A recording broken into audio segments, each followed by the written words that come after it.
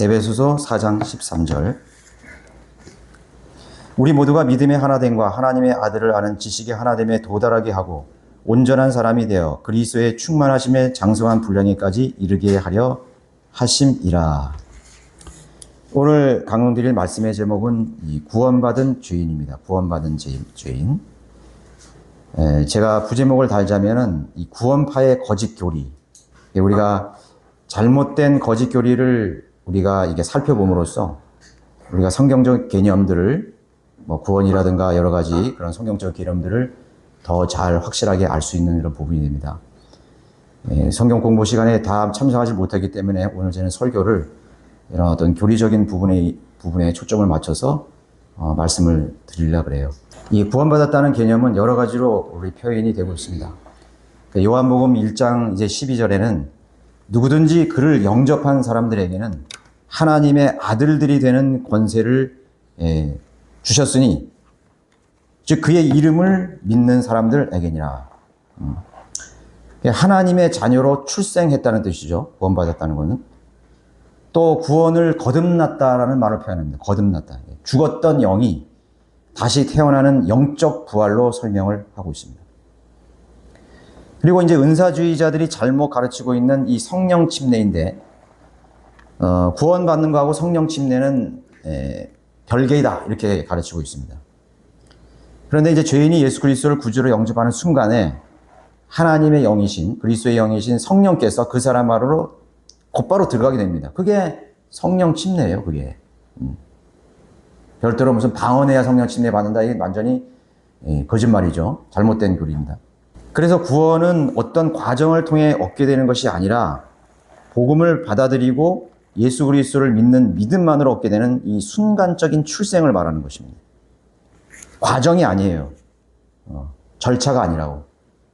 구원에 계속 이르러가는 절차가 아니에요. 순간적인 출생과 똑같이. 우리가 이제 육신적으로 태어난 것과 똑같죠. 자, 그럼 구원이 전부인가? 그렇지 않다고 성경은 계속 가르치고 있습니다. 구원은 출생, 즉 영적인 어린 아기로 태어나는 것을 구원이라고 말하는 것입니다. 그래서 그 사람이 수십 년 동안 교회에 다녔고 직분을 맡고 있고 심지어 목사라도 하나님의 은혜로 믿음을 통해서 그 갈보리의 공로를 전적으로 신뢰하지 않으면 여전히 마귀의 자녀로 남게 되는 것입니다. 마귀의 자녀가 목사 노릇을 하면서 설교를 하고 있는 거예요. 그래서 사람의 일생이라는 것은 우리 사람의 일생, 태어나서 성장하고 유년기, 청년기, 또 장년기, 노년기를 거치는 그런 과정, 그런 사람의 일생이라는 것은 하나님의 자녀로 태어나서 성장하는 영적 일생과 비교되어서 보여주는 거예요.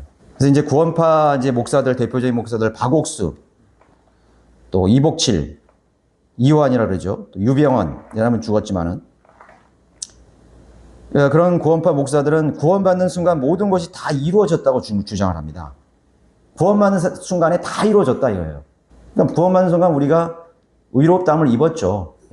입었는데 거기에 더해서 거기에 그치지 않고 우리가 우리 몸과魂과 영이 다 영화로운 그런 성화된 몸이 됐다 이거예요.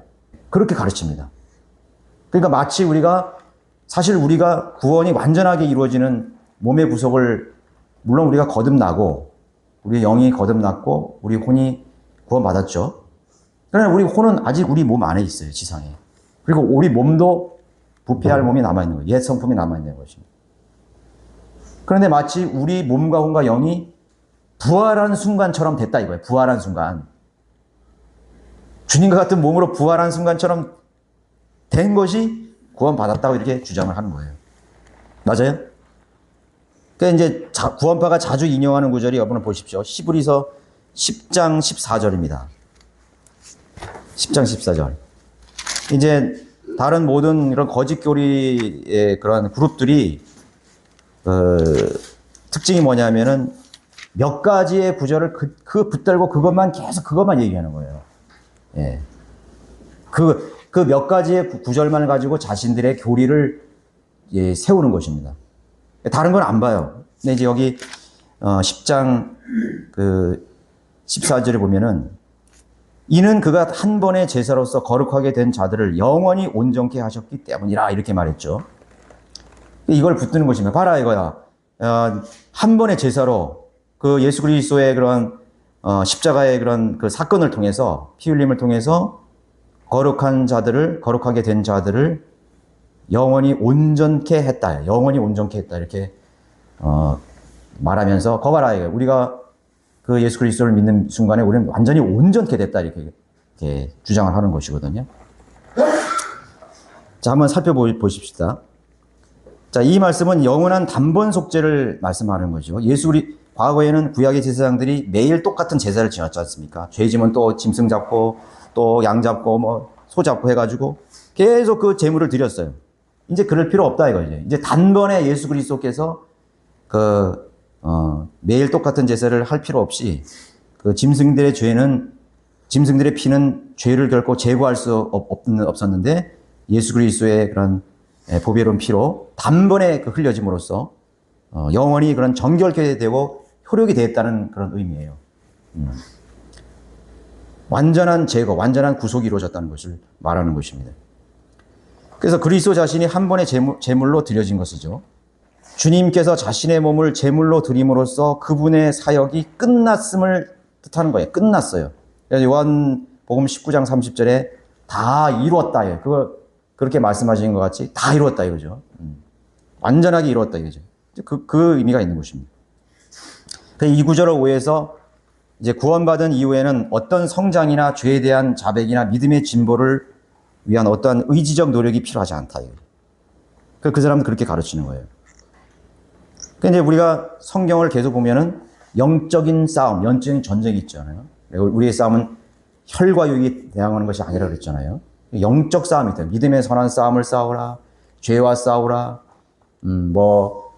여러 가지 그런 육신의 소욕을 붙잡지 말고 성령의 생각을 가지라. 계속해서 이 대립, 옛 성품과 또 새로운 성품의 이런 반목, 그런 걸 계속하고, 그걸 선한 싸움입니다. 선한 싸움. 또 세상 가치관을 버리고 세상에 있는 것들을 사랑하지 말라고 또 지속적으로 가르치는 것입니다. 이런 믿음의 선한 싸움이 아예 무시해버리는 것이죠. 그런들은. 이런 과정을 다 무시해버리는 거예요. 근데 이제 히브리서 10장의 이 전반적인 내용을 이렇게 보면은 환란 시대에 적용하는 교리죠. 우리 히브리서 같은 경우는 과도기적인 책이기도 하지만 환란 교리가 많이 있습니다. 그래서 여기도 보면은 환란 시대의 성도들의 교리를 맞춰서 이것이 설명하고 있어요. 현대 시대, 교회 시대에 구원을 잃어버리지 않는다는 그런 은혜의 교리와 차이가 있습니다. 그래서 이제 여기 10장을 계속 읽다 보면은 온전케 됐는데, 여기 온전히 됐다 그랬잖아요. 그죠? 그런데 여기 나중에 가보면은 구원을 잃어버릴 그런 위기에 대해서 경고하고 있어요. 그래서 14절에 이 단번의 제사로 거룩하게 된 성도일지라도 그러니까 구원을 잃어버리는 이유가 뭡니까? 죄를 짓게 되고 배교하고 하나님을 대적함으로써 그 구원을 잃어버리는 거 아니에요. 그죠? 그러니까 한마디로 말하면 죄를 지어서 구원을 잃어버리는 건데, 그래서 대환란의 교리가 행위와 믿음이 필요하기 때문에 그러는 거예요. 끝까지 견뎌야 되는 행위 요소가 있는 것입니다. 그래서 이제 쭉 읽다 보면 다 읽을 수 없어요. 거기 26절에 보십시오. 이는 우리가 진리의 지식을 받고 난 후에도 고의적으로 죄를 지으면 더 이상 죄들을 위한 희생제가 남아있지 아니하고, 지금 이 14절하고 굉장히 모순되는 것 같죠. 그죠? 그거는 어떤 전제냐면 이 26, 27절에 전제가 남아있는 거예요. 그러니까 14절처럼 영원히 온전케 되기 위해서는 고의로 죄를 짓는 일이 없어야 돼요. 그렇죠? 예. 27절 보세요. 다만 대적하는 자들을 집어삼킬 심판과 맹렬한 분노를 두려운 마음으로 기다리는 것만 남아있기 때문이라 이거죠. 그래서 하나님을 대적하거나 또 하나님을 진노하게 만드는 그러한 죄를 지을 수 있는 가능성에 대해서 얘기하는 것입니다. 그런 위기에 대해서 말하고 있는 것이죠. 그러니까 이런 전제 속에서 14절이 형성이 되는 것입니다. 그런 사람들을 영원히 온전케 하셨다. 대환란의 교례 속에서 자기가 끝까지 견디고 예수 그리스도를 부인하지 않고 죄를 짓지 않는, 고의로 죄를 짓지 않는 그런 상태에 있어야만이 이 한 번의 제사로 드린 예수 그리스도의 그런 공로가 유효하게 되는 것입니다. 자, 오늘날의 그런 행위 구원자들하고 비슷하죠, 그죠? 한 번 구원 받았다 할지라도 종교 생활을 끝까지 해야 되고 거룩한 생활을 끝까지 해야 하지 않으면은 구원을 잃어버린다고 그렇게 말하는 거예요. 그래서 구원파 사람들이 제도교회 사람들 보고 잘못됐다고 얘기하는 거예요. 잘못됐다 이거죠.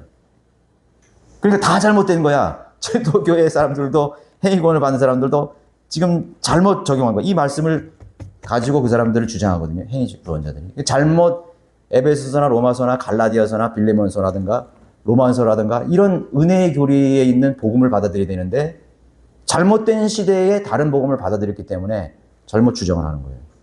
그러니까 구원파가 보니까 야, 이 사람들 완전히 거짓 교리네. 이 사람 일반 개신교인은 그건 안 맞았다. 그래서 사람들만 뭐야? 당신 구원 받았어요? 죄가 있어요? 이렇게 물어보는 거예요. 구원파가 그렇게 나오는 것이 당연하죠. 그러니까 마귀가 그런 거를 이용해서 새로운 그런 교파가 하나 생긴 거예요. 종교가 하나 생긴 게 구원파예요. 죄를 14절에 단번에 제사로 거룩하게 된 성도일지라도 죄를 지으면 구원을 잃게 된다는 말씀이 26절, 27절이에요. 그러니까 26절에 고의적으로 죄를 지으면인데 이거는 구원파가 주장하는 대로의 교리가 아니에요. 그 구원파는 한 구절만 가지고 얘기를 하는 거예요. 한 구절만 가지고. 자, 대환란의 교리 속에서도 죄를 지으면 구원이 취소될 수 있다는 그런 교리가 있는 거예요.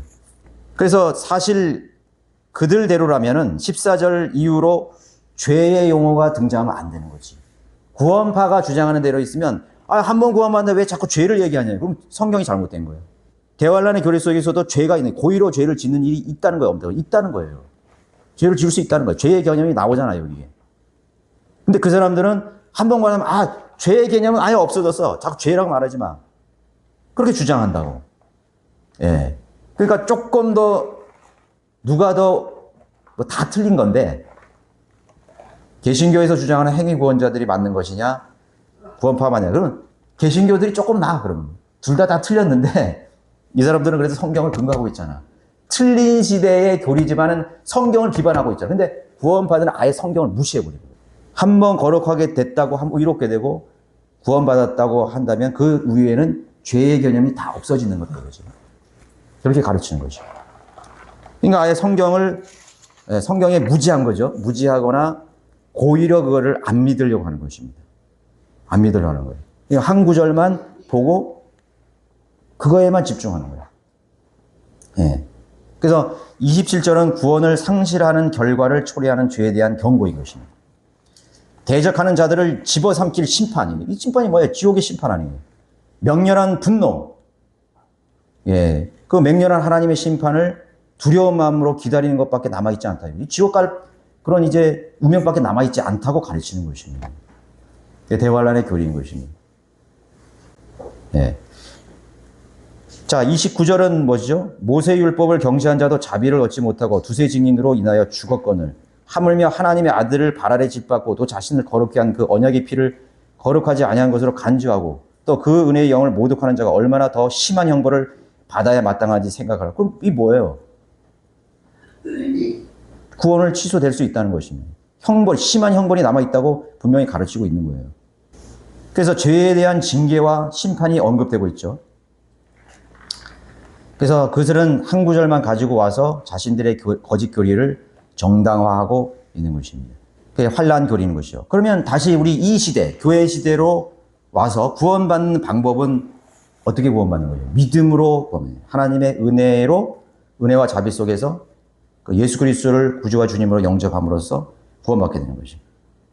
그래서 이제 구원에 있어서 사실 많은 교회들이 회개를 강조합니다. 예. 회개된다 이거. 잘못을 잡혀갔는데 성령이 막 회개를 하라 그래갖고 막 나와서 또 고백하는 사람이 있죠. 뭐 우리나라 옛날에 초창기에 우리 교회 들어왔을 때 회개 운동이 막 일어났거든요. 그러면 그 은혜의 복음에는 회개를 강조하고 있느냐 이게요. 은혜의 복음 안에는 회개하라는 말이 없어요. 회개하라는 말이 없다고. 지금 목사님이 지금 이상한 말 얘기하나? 그 우리의 강박, 우리의 그 지금 그 많이 쩔은 그 제도교에서 들은 쩔은 것이 회개하라, 회개하라, 회개하라. 이게 너무 많은 거예요. 그래서 구원받을 때는 회개해야 되나 보다요. 회개가 뭐예요? 내가 잘못된 거를 고치는 거예요. 죄를 지은 거에 대해서 다 고백을 해야 되고, 뭐 배 따먹는 것까지 다 내가 기억난 것도 다 해야 되고, 그 다음에 나쁜 습관도 고쳐야 되고, 심지어는 직업도 바꿔야 돼. 여러분들이 절간의 중이 구원받을 수 있어요, 없어요? 구원받을 수 있다고. 그런데 어떻게 구원받냐면, 중노릇을 이제 때려치워야 된다, 이거. 그래야 이게 회개예요. 근데 구원은 그게 아니야. 중노릇을 하더라도 구원받을 수 있어요. 구원받고도 중노릇 하는 사람도 있다고. 이해가요? 우리의 지금 고정관념 속에서 이해가 안 될지도 몰라. 어떻게 무당을 하고 있는데 무당 노릇을 계속하면서 구원받을 수 있네요. 성경은 구원받을 수 있다고 얘기하는 거예요. 그래서 이런 트러블이 생기는 거예요. 예를 들어가지고 이제 요새 동성연애자들 있잖아요. 동성연애들이 막 무지개 축제 나오지, 퀴어 축제 나오지 막 하는 거예요. 근데 어떤 미국의 유튜브를 보니까 이제 그 회개하라 그러는 거예요. 복음을 전하면서 회개하라 해요. 잘못됐다 이거예요. 그래서 그러한 행위를 그만둬야 구원받을 수 있다고 이게 외치는 거예요. 질책을 하는 거예요. 회개에 합당한 열매를 맺으라 이러면서 막 하는 거예요. 아니에요. 그 잘못 복음을 전하는 거야. 하나님께서는요, 동성연애자도 사랑하셔요. 사랑하셨고, 그들을 위해 죽으셨어요. 동성연애를 하라 이거야. 그럼 그 사람은 자기가 여자고 자기가 남자라고 생각하는데, 그거 어쩔 거야, 그거. 마귀가에게 속았는데. 그러나, 네가 그러한 삶을 살더라도 예수 그리스도가 너의 혼을 위해서 죽고 십자가에 달려 죽었다. 그 사실 믿으면 되는 거야, 그 자리에.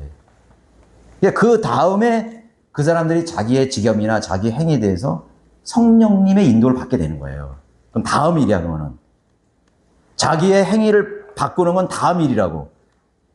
그래서 이제 복음으로 그 사람이 성령으로 먼저 거듭나게 해야 되는 것이. 그러니까 그 사람이 무슨 일을 하더라도 아무런 그런 대상에 문제가 될 게 없어요. 난 불교인데, 괜찮다고는 괜찮다고. 그냥 불교 그냥 열심히 하시라고. 좋은 일을 하시고, 착한 일을 하시라고. 그러나, 예수 그리스도께서 당신의 죄를 위해 십자가에 죽으신 단번에 그런 공로를 지금 믿으시면 된다고. 이제 그게 바로 복음이거든요. 그게 기쁜 소식이에요. 내가 도둑질 그만둬야 되는데, 무슨 음란한 이 습관을 해야 되는데, 욕하는 습관, 언제 그걸 고쳐가지고 그 사람이, 회개해가지고 언제 새 사람이 돼서 그 사람이 구원받겠어요? 그러면 구원받을 사람 거의 없어요. 거의 없다고요. 예. 자, 로마서 1장 17절에 말하고 있죠. 이 복음 안에는 믿음에서 믿음에 이르게 하는 하나님의 의가 계시되었다고 말했습니다. 기록된 바 의인은 믿음으로 말미암아 살리라 함과 같은. 여기 회개가 없다고. 로마서 9장 30절에도 이방인들이 의에 이르렀으니 곧 믿음에서 나느니라. 믿음에서는 회개했다고 한 믿음이 의가 되는 게 아니에요.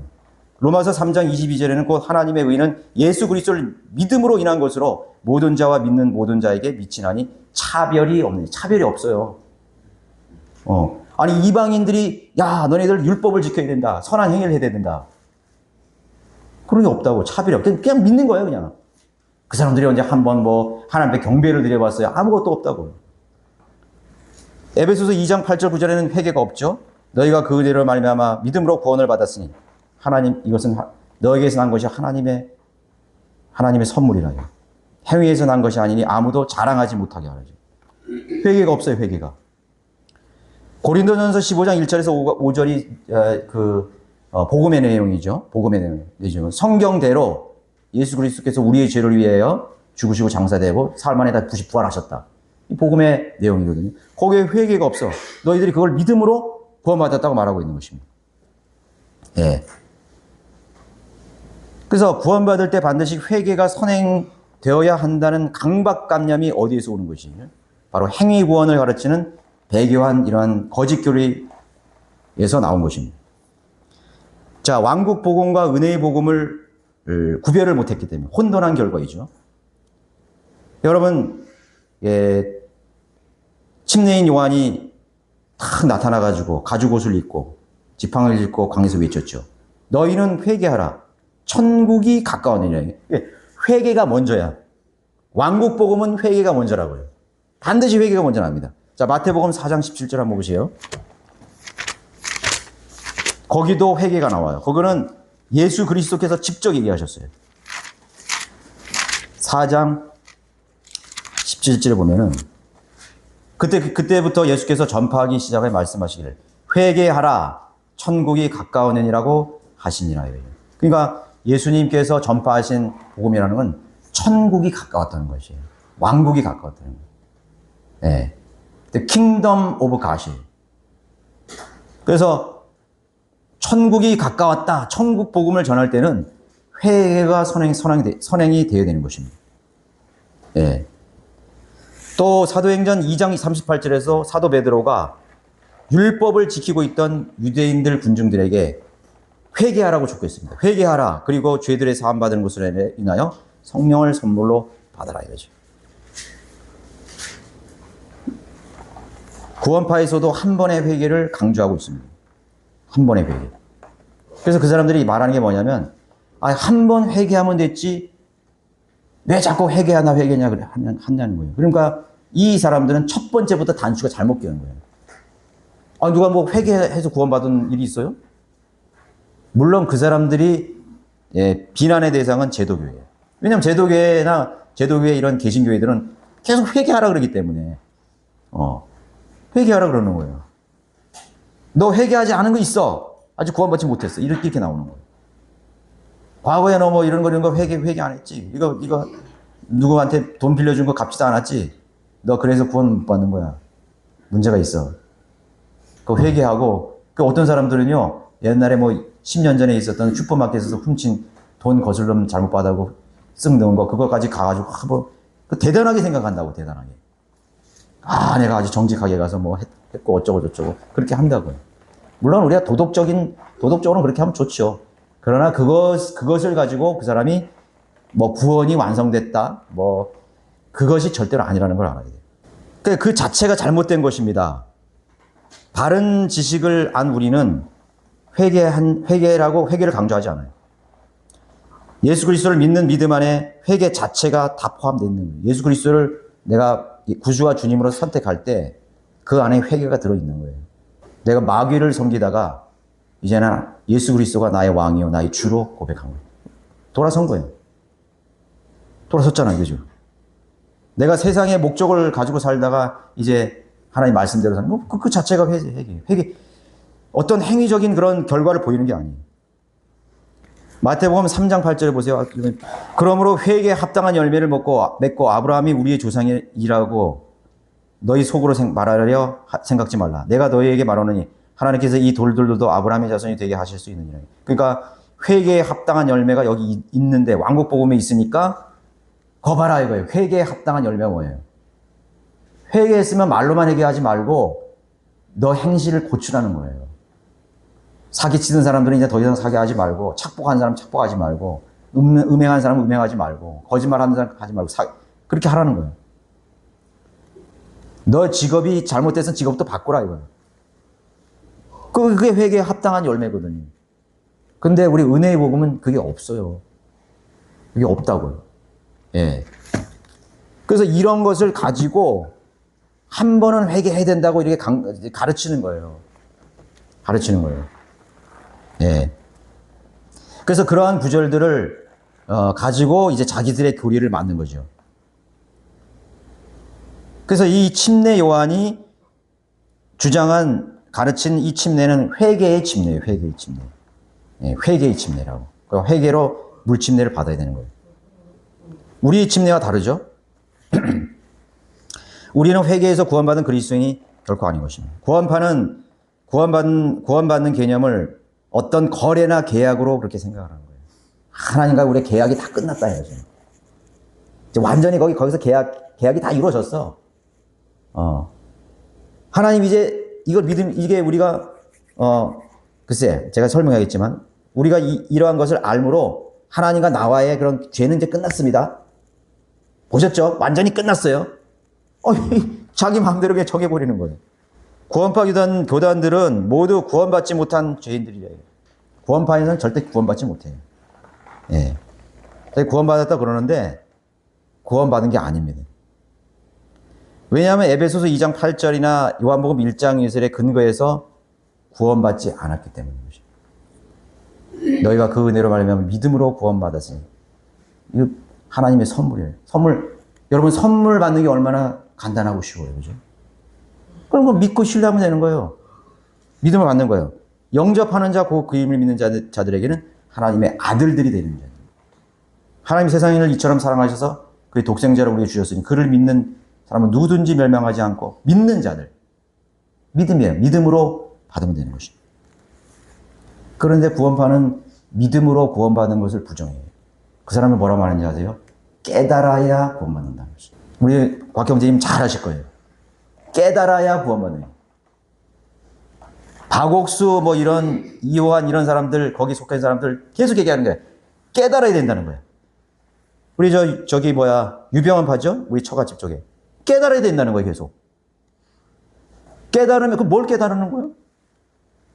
깨달은 게 뭐냐면 하나님과 나와의 거래에서 이제 죄가 끝났다 이거죠. 죄가 다 이제 죄가 없었다.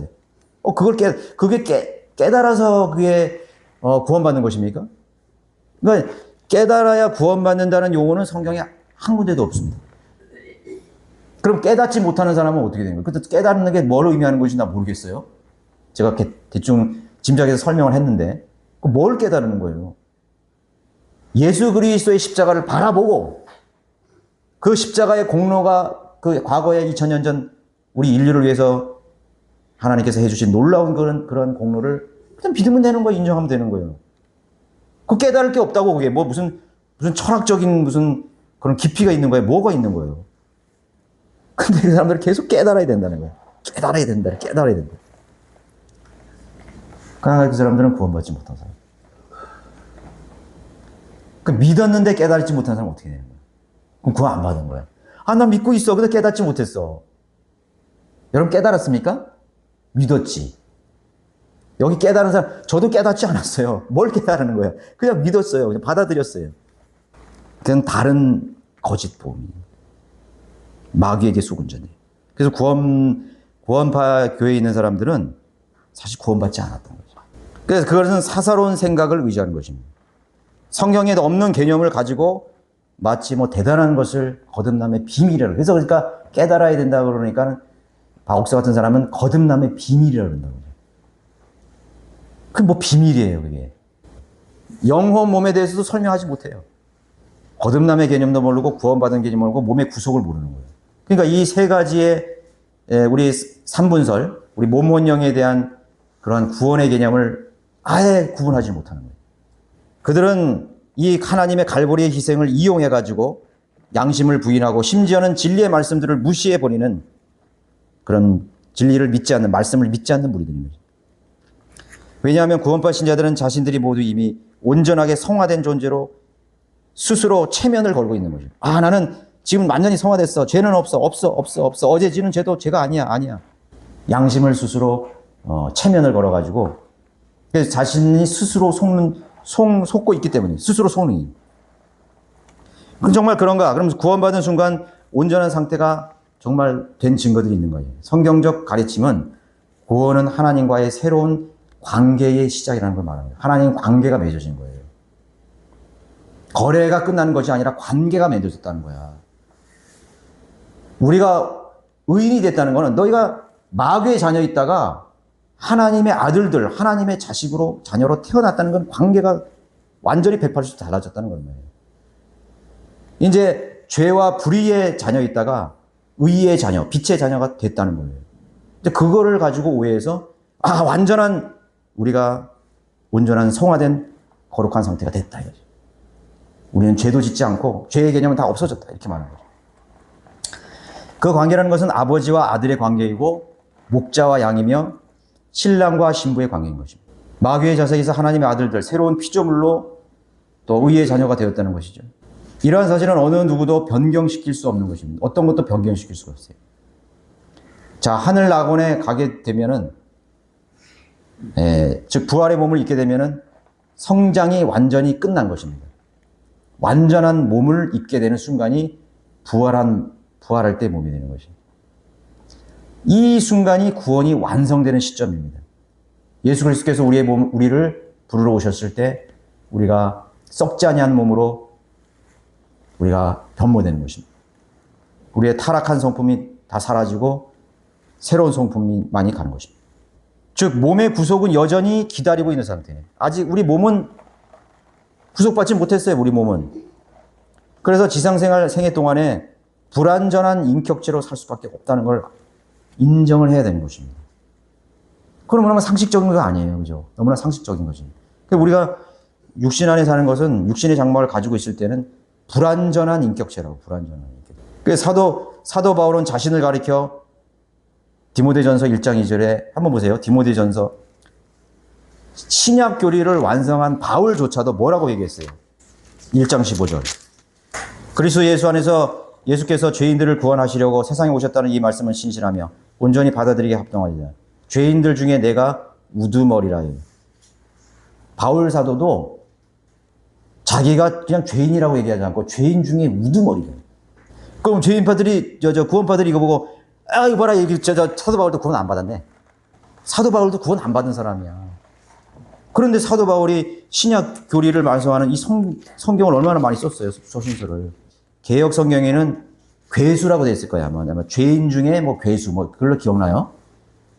아마 어떻든 죄인 중에서 제일 아주 심각한 그런 우두머리 죄인이라는 거예요. 자기 고백한 거예요. 이건 언제 고백한 거야? 구원 받은 후에, 예수 그리스도를 만난 후에 고백한 일이죠. 이런 구절 싫어하겠죠? 이런 걸 부정하겠죠? 아주 여러 가지로 변명할 것입니다. 로마서 7장 24절에 한번 보십시오. 로마서 7장 24절. 여러분 잘 숙지하셨다가 구원파에 있는 사람들에게 이거 한번 제시해 보세요. 나는 비참한 사람이다. 누가 이 사망의 몸에서 나를 구해낼 것인가? 아직 구원 못 받았다는 거예요. 몸은 아직 구속을 못 받았다는 거예요. 그렇잖아요. 몸이 구원받는 거는 부활할 때, 우리의 몸이 휴거 때 변화되는 상태가 우리 몸이 그때 구원받는 거예요. 예. 그러니까 우리가 몸, 혼, 영의 개념을 가지고 구원을 설명하는 것은, 그걸 아는 것은 대단히 중요한 거라고. 우리 몸은 아직 구원받아. 그래서 내가 사망의 몸에서, 누가 이 사망의 몸에서 나를 구해냈냐 이거예요. 근데 예수 그리스도가 우리 주를 통하여 하나님께 감사한 날이에요. 왜? 주님께서 오시는 날 우리 몸은 완전하게 변화된다는 거죠. 썩지 아니하는 몸으로 주님까지 변화되는 거죠. 사망의 몸이라고 분명을 했죠. 왜 이런 고백을 했습니까? 로마서 7장 15, 17도 한번 보십시오. 내가 행하는 것을 내가 알지 못하노니 이는 내가 원하는 것은 행하지 아니하고 오히려 내가 미워하는 것을 행하네. 뭘 행한다는 거예요? 죄를 짓는다는 거예요. 그러므로 만일 내가 원치 않은 것을 행하면 내가 율법이 선하다는 것에 동의하노라. 그러나 이제는 그것을 행하는 것은 더 이상 내가 아니요 내 속에 거하는 죄니라. 그러니까 바울도 뭐예요? 죄를 짓는다는 거잖아. 그건 네가 한 것이 아니라 네 속에 있는 다른 네 자아가 어쨌든 죄를 지었잖아요. 죄를 짓는 거라고. 18절에 내 안에 곧 내 육신 안에는 선한 것이 거하지 않는 줄을 내가 아노니 원함은 내게 있으나 선한 것을 어떻게 행하는 것인지 알지 못하니라. 내가 원하는 선은 행하지 않고 원치 아니하는 악을 한 줄 더 떠가지고 이제 악이라 그랬어요. 그래서 구원파에서는 악에 대해서 얘기하는지 모르겠어. 악도 얘기하지 말라. 악한 일이 아니다. 좀 얘기할 거야. 죄가 악이지 악이 죄고. 악한 것이 죄잖아요. 근데 왜 여기 이렇게 설명한 거예요? 또 얘기잖아. 이제 만일 내가 원치 않은 것을 행하면 그것을 행하는 것은 더 이상 내가 아니요 내 속에 거하는 죄니라. 맞죠. 그리스도인들이 나는 선하게 살려고 그러고 거룩하게 살려고 그러는데 원치 않은 죄가 내 안에 있는 거예요. 마음속에서 음란이 일어나고 시기 다툼이 일어나고 얼마나 우리 마음속에 있어요. 짜증도 일어나고 말이죠. 그런 사람들은 선비처럼 예수님처럼 화도 안 내고 그 마음속에는 아주 그냥 아무런 시기심도 없고 그렇게 하네. 거짓말 하는 거죠. 자, 구원받는 순간 온전하지 않다는 것을 바울이 분명히 제시하고 있죠. 악을 행하들, 죄인이라 계속 말하고 있습니다. 자, 24절에 뭐라고 했습니다. 나는 비참한 사람이라다. 누가 이 사망의 몸에서 나를 구해낼까? 아까 했죠. 그렇게 사망의 몸을 가졌다고 고백하고 있습니다. 그래서 거듭난 성도는 아직도 미성숙한 영적으로 성장해야 하는 과정이 남아있다고 계속 가르치는 거예요. 그런 것과 내가 싸워야 되고 내가 그런 것을 이겨야 되는 거지. 절제하고 이겨야 되는 거예요. 그래서 성령의 은혜를, 성령의 능력을 더 붙잡아야 되는 걸 말하고 있습니다. 베드로후서 3장 18절에서 오직 은혜와 우리 주 곧 구주 예수 그리스도를 아는 지식 안에 자라가라. 자라가려면 진리 지식 안에서 자라가야 돼요. 그러니까 그리스도를 아는 지식에 그리스도를 아는 지식이 뭐예요? 하나님 말씀을 공부하고 배우고 배움으로 그때 깨우치는 거지. 그때 성경 공부를 하면서 그때 깨우치는 거예요. 구원은 깨우쳐서 구원받는 게 아니죠. 구원받은 후에 하나님 말씀을 공부하고 하면서 그때 성경을 진리를 깨우치면서 자라가는 거지. 성장해 가는 거예요. 그래서 제가 우리 형제님이 물어보니까 성경 공부를 하지 않는다는 거예요. 구원파에서는. 오히려 성경 공부를 하던 사람이 이상하네? 다른 애 가지고 다 분리됐다 그러네. 그죠? 그럴 수밖에 없지. 성경 공부를 하면은 자신들의 거짓 교리가 그냥 드러나버리는 거예요. 성경 공부 안 해. 성경이 최종 권위가 될 수 없는 거예요. 누구 말이 되는 거예요? 목사 말이 권위가 되는 거예요. 목사 말만 들어야 돼요. 항상 그 목사 설교만 듣는 거예요. 계속. 성경 공부는 안 해요. 에베소서 4장 13절에 그리스도의 충만하심의 장성한, 우리 오늘 본문이죠. 그리스도의 충만하심의 장성한 분량에까지 이르게 하려죠. 아직 우리가 미성숙된 사람이에요. 어린아이, 청년, 아직 장성한 분량이 아니에요. 그 예수 그리스도의 장성한 분량에까지 자라게 하는 거죠. 쫙 자라가서 언제까지 자라는 거예요? 우리가 부활할 때 완전한 충만하심이 이릅니다. 또 사도 요한도 자신의 서신서에서 요한일서 2장 1절에서 나의 어린 자녀들아 이렇게 하는 거예요. 나의 어린 자녀들아 그러면 베이비들에게 얘기했겠어요? 그 교회에 주일학교 애들 유치부에게 얘기했어요. 그게 아니라고요. 영적으로 어린아이를 부른 그런 호칭이에요. 나의 어린 자녀들아. 아직 구원받고 얼마 안 된 그런 성도들 부르고 있어요. 13절에서는 청년들아. 청년부만 얘기한 것이나 또 성장한 사람들, 또 어린 자녀들아, 아비들아. 아니야. 이거는 문자 그대로 청년부, 유년부, 또 장년부를 얘기하는 거야. 아니 근데 무슨 어린아이인데도 무슨 영적 어떤 그런 걸 얘기하는 것입니다. 아비들이라고 해서 다 성장했습니까? 아니라고요. 그런 이런 영적인 연령을 얘기하는 것입니다. 영적 성장의 단계를 표현하고 있죠. 성화된 상태가 아닙니다. 거룩은 단번에 완성되지 않는다는 걸 알아야 돼요. 거룩한 사람이 됐죠. 그러나 완성이 된 게 아니에요. 거룩의 단계가 있어요. 좀 더 거룩하고 더 거룩하고 단계가 있는 것이죠. 그것을 말하고 있는 것이죠. 그래서 거룩함의 분량과 단계가 있다는 것을 성경은 알려주고 있습니다.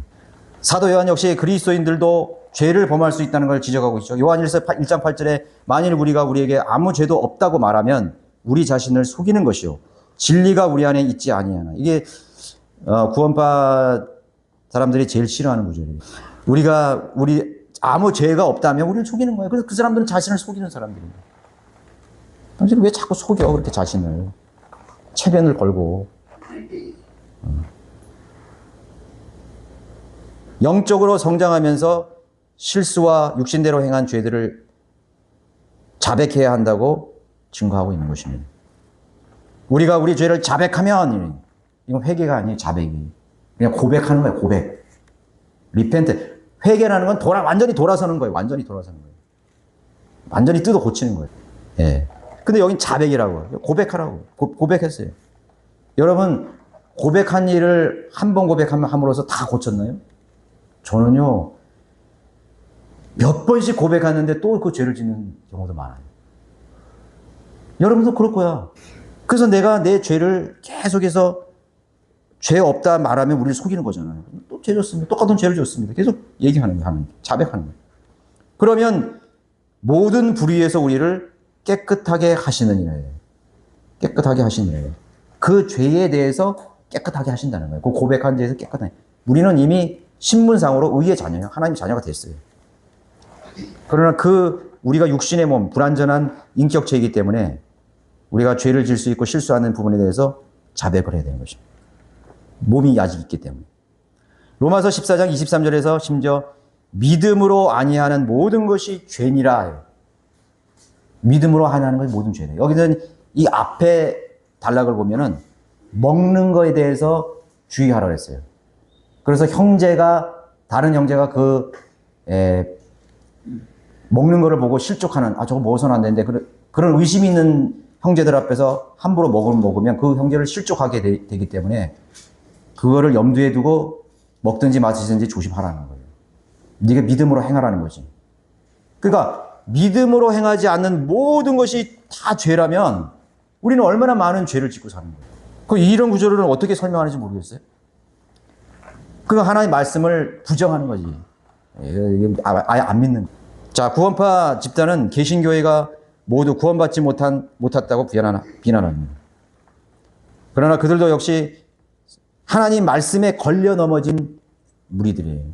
마귀는 성경을 가지고도 사람들을 실족해 하고 지옥으로 보낼 수 있는 거죠. 그럼 많은 무리들을 다 지옥으로 보내는 거예요. 깨우쳐야 구원받을 수 있다고 하기 때문에 세상에 나가서 복음을 절대로 전파할 수가 없어요. 구령이라는 걸 할 수 없지. 그 세상의 길거리에서 몇 분 동안에 어떻게 깨우치게 할 거냐. 그래서 그 사람들이 하는 말이 있어요. 집회를 와요. 집회를 와라. 집회 며칠 하잖아요. 계속 집회하는 거예요. 그래서 구원파 보니까 집회가 그렇게 많은 거야, 보니까.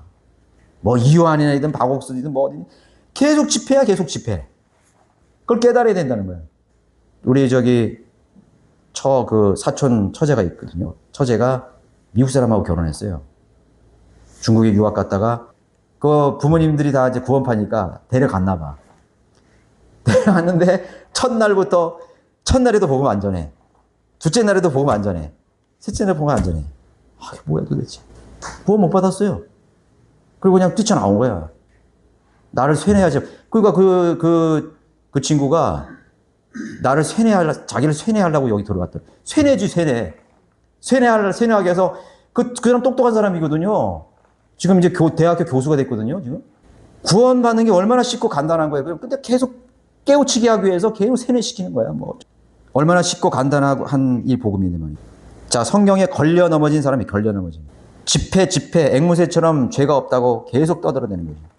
손바닥으로 하늘을 가리려고 하는 자들이. 양심이 화인마저 버린 것입니다. 히브리서 14장에 장황하게 설명하고 있어요. 하나님께서 왜 사랑하는 아들을 징계하시겠습니까?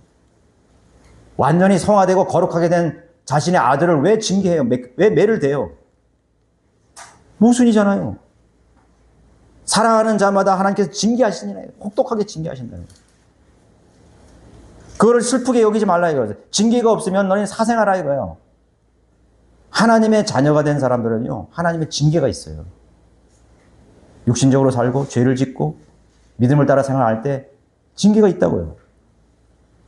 몸이 아프기도 하고요. 또 직업을 잃기도 하고요. 사랑하는 사람 심지어는 잃어버리기도 하고요. 정신적인 무슨 문제가 생기기도 하고요. 할 수 있다고. 그러니까 하나님을 두려워해야 되는 거예요. 아버지를 두려워해야 되는 거예요. 그래서 더 거룩하게 살려고 그러고 죄를 짓지 않고 살려고 하는 말씀을 따라서 살려고 하는 거예요. 왜 징계가 있냔 말이에요. 왜 징계가. 죄를 지을 수 있기 때문에 징계가 필요한 것이죠.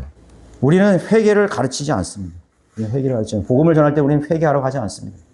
믿으라고, 예수 그리스도를 복음을 믿으라고 하는 거예요. 네 상태가 어떠든지 이 자리에서 복음을 믿으라는 거죠. 자, 결론적으로 그들은 갈라디아서 5장 13절의 말씀대로 하나님께서 주신 자유를 육신을 위한 그런 기회로 삼는 죄들의 종들입니다. 야, 우리가 자유가 있구나. 야, 잘됐다. 이 구절을 딱 이용해가지고 자기 육신을 위한 계기로 삼는 거예요. 구원파 교회들이 목사들이 자신의 배를 불리기 위해서 사람들이 회중을 속여가지고 야, 이걸 이용해서 사람들 끌어보자. 자기 욕망을 채우는 거예요. 유병헌이 그런 꼴 나는 거지. 박옥수 같은 분도 마찬가지죠, 그죠? 죄들의 종인 거 아니에요. 마귀에게 속은 무리들이죠. 우리가 그들을 위해서 우리 형제님도 계시지만은 가족이 여러분 빚을 내야 되는 제도교도 마찬가지예요. 제도교회도. 네. 마귀의 종들로 사는 우리 그들을 위해서 더욱더 합심해서 기도할 필요가 있습니다. 모두 일어나셔서 400